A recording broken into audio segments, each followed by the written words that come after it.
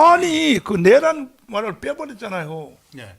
아니 그 언제는 넣었다가 내란 혐의로 대통령을 저기 뭐야 그 탄핵까지도 해놓고 거기선 또 빼버렸단 말이야. 네. 그 어떻게 뭐 하는 거예요 그 도대체 그 사람들이? 그 헌법재판소도 판사들이잖아요. 네. 법관들은 초임 법관 때부터 법과 양심에 따라 심판한다 이렇게 선서도 하고. 네. 그런데 사실은 그 판사들 중에서 특히 헌법재판소의 재판관들은 이게 위헌 문제를 다루기 때문에 정치적인 동향을 살피지 않을 수 없어요. 네. 다른 말로 민심입니다. 그러니까 법과 양심과 민심 이 세 가지를 가지고 판단하는 겁니다. 네. 그러니까 8년 전에 박근혜 대통령이 억울하게 탄핵 당할 때도 원래는 8명 중에서 5대3 정도였는데 네. 그 당시에 그 촛불 들고 저 좌파들이 워낙 바깥에서. 극성스럽게 네. 막 포위를 했는데 그 당시만 해도 우리 자유우파가 이 네. 정도로 강하게 맞받아치지 못했거든요. 그러니까 헌법재판관들이 아 이건 여론이 박근혜 대통령 탄핵 쪽인가 보다. 네. 이래가지고 기왕할 거 반대 찬성해 놓으면은 반대 찬성하는 사람들만 욕 먹으니까 야 다 하자 한꺼번에 다 해서 욕을 먹더라도 나눠서 먹자. 8명이 다 8대0으로 하면은 욕을 못 한다. 이래갖고 8대0이 돼버린 거란 말이에요. 그러니까 그 정도로 정치적이에요. 맞아요. 그러면 당연히 저 정북 주사파들은 대통령 탄핵하려고 헌법재판소로 가져갔으니까 네. 지것들 온갖 커넥션을 동원해서 지금 이 탄핵 인용 쪽으로 가져가려고 할 거예요. 네. 그런데 확실하게 하늘이 무너져도 윤석열 끌어내리겠다고 작심하고 있는 헌법재판관은 4명으로 파악이 됩니다. 지금 8명 중에 이번에 새로 임명된 정계선이까지 포함해서 4명이에요. 네. 그다음에 확실하게 이거는 말도 안 돼. 이건 무조건 기각이야. 라고 하는 사람은 한 명은 확실하게 있는 것으로 다들 전문가들이 진단하고 있어요. 위로 올려봐. 그러면 나머지 3명이잖아요. 이 나머지 3명은 결국은 자기들 나름의 법률가로서의 법리적인 판단도 있고 뭐 사회적 양심도 있겠지만 중요한 것은 민심이에요. 그러니까 민심이 대통령 절대 반대, 탄핵 반대 쪽에 민심이 우세하다 그러면 그쪽으로 갈 사람들이에요. 이걸 꼭 기회주의라고 저는 생각하지 않습니다. 헌법재판소의 속성이 그래요. 네. 그래서 이 대목에서 2가지가 중요합니다. 첫째는 대통령의 지지율을 계속 올리는 거예요. 이거 굉장히 중요합니다. 이게 바로 바로미터거든요.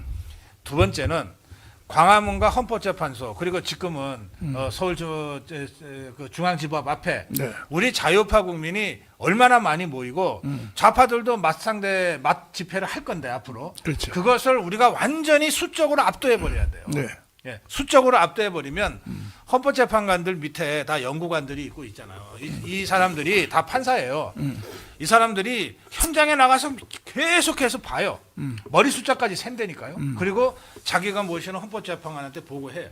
우파 집회는 몇 명이고 좌파 집회는 몇 명입니다. 그렇지. 대통령 지지율 얼마 나왔습니다. 그렇지. 하거든요. 이걸 종합적으로 고려해서 자기들이 죽지 않을 정도의 판단을 한다고요. 네. 저는 그래서 애매모호한 나머지 3명의 재판관 중에 2명만 확실하게 우리가 잡으면 돼요. 그러면 5대3으로 기각되고 복귀하거든요. 네.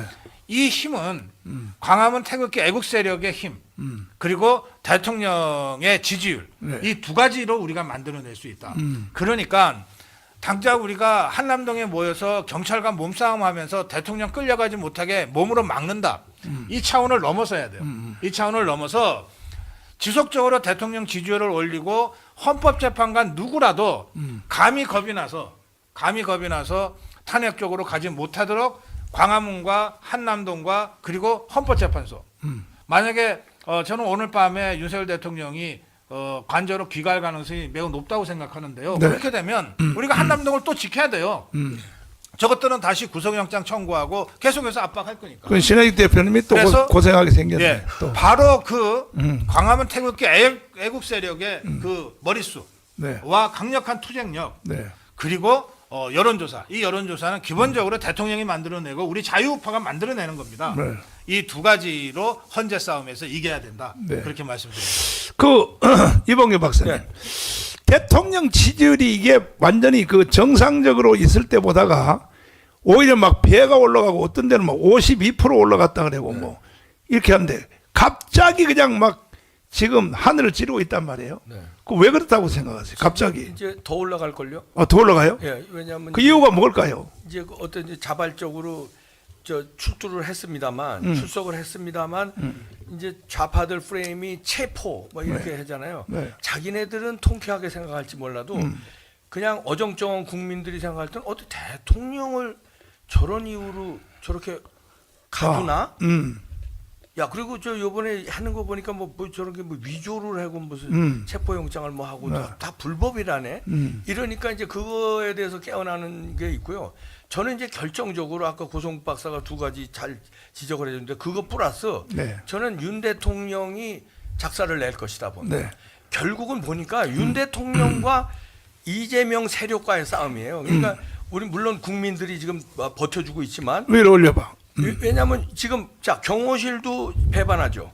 자 처음에 한동훈이 배반하죠. 최성묵이 배반하죠.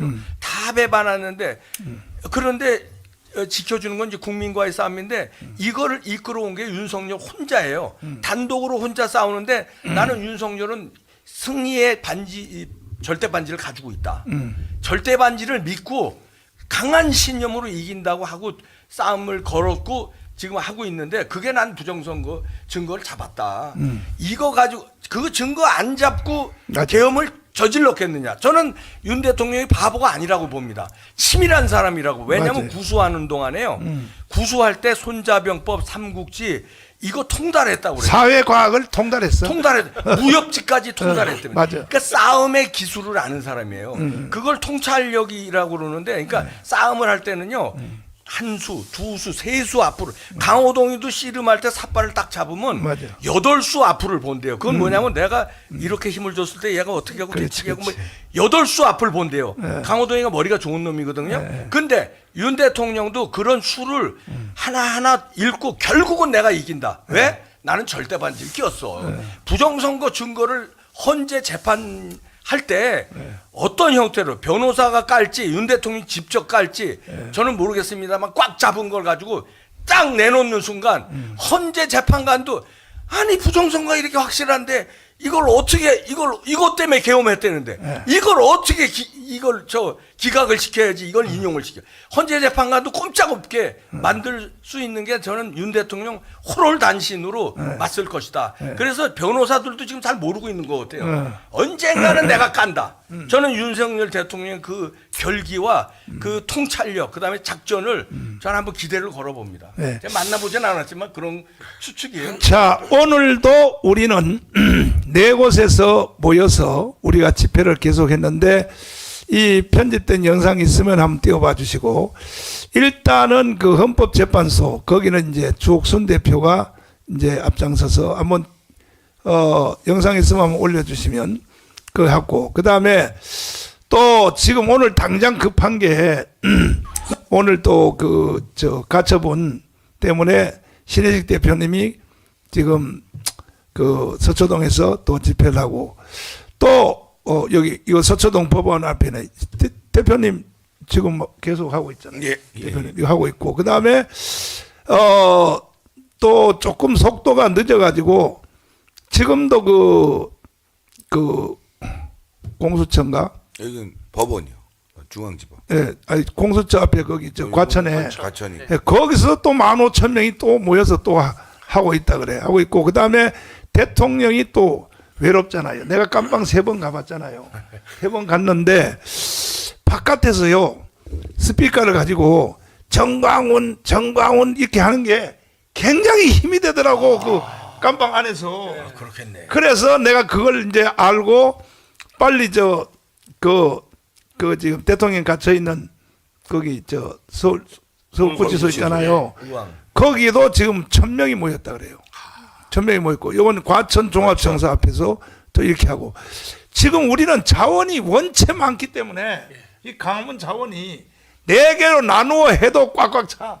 4개로 나누어 해도 그 대통령께서 아마 굉장히 위로가 될 줄 알고 내가 경험을 해봤으니까 이렇게 해서 이제 우리가 4군데서 나눠서 집회를 하는데 어떻게 생각하십니까? 일단 진액 대표님부터 한번 예. 말씀해. 오늘 그 이제 5시니까 지났으니까 이제 그 구속 적부심 그 하지 않습니까? 체포영장 하는데 아마 12시 정도 되면 내가 옛날에 경험을 해봤으니까 12시 정도. 12시 정도 되면은 결론을 내더라고요. 결론을 내는데 그러면 12시 가까이에 윤석열 대통령이 그 관저로 돌아올 가능성도 어떻게 생각하십니까? 돌아올 가능성. 뭐 일단 굉장히 높지 않을까 싶은 게 뭐 영장 발부 관할 법원을 어겼고 그다음에 형사소송법 관련해서 110조, 111조를 어겼고 네. 그다음에 서류가 위조됐고 뭐 여러 가지 문제들이 많지 않습니까? 이제 중앙지법은 이거를 간단하게 판단할 수는 없을 거예요. 네. 이거를 서부지법처럼 판단했다가는 진짜 국민들이 들고 일어날 수 있을 정도로 반발이 일어날 것이고 대한민국 사법체계가 무너졌다는 거를 그냥 단적으로 그냥 보여주는 거 아니겠습니까? 그러다 보니까 언론 보도들이 정말 황당하더라고요. 저는 여기 오면서 라디오를 좀 들었는데 요즘 웬만하면 라디오 듣기 싫어요. 나 이제 열받아 갖고 듣기가 싫은데 언론이 다 그래. 다. 네, 네. 보도 YTN 들어보니까 쟁점이 뭡니까? 그러니까 쟁점을 딱 하나만 얘기하더라고요. 관할 지방 법원을 중앙지법인데 서부지법에서 했다. 근데 쟁점이 하나가 아니거든요. 예, 쟁점이 지금 크게만 봐도 관할 법원, 그다음에 형사소송법 위반, 그다음에 조작, 예, 서류 조작이 있었죠. 이런 부분들이 이제 크게 보면 3개 이상이 될 텐데 아주 그냥 간단하게 줄였어요. 그냥 하나로. 그래서 야 이거 얘네들 쫄리긴 쫄리나 보다. 예. 자세히 얘기하면 국민들이 다 알 것 같으니까 아 이거 그런 점에서는 오늘 상당히 기대해도 좋지 않을까. 그리고 상식적인 판단 아니겠습니까 이거. 방송실 혹시 지금 여기 참석은 못했지만 황장수 소장님하고 통화가 되면 연결해서 한번 해주시고 몸이 지금 안 좋으셔가지고 신장 이식 수술해서 참석을 못했는데 전화로는 참여할 수 있다 이렇게 말씀을 하셨는데 한번 전화해서 연결 한번 해주시고 그 사이에 이봉규 박사님 이제 결국은 이 모든 힘은 광장에서 나오는 거 아닙니까? 그럼요. 옛날에 그리스 그 아테네에서부터 시작해서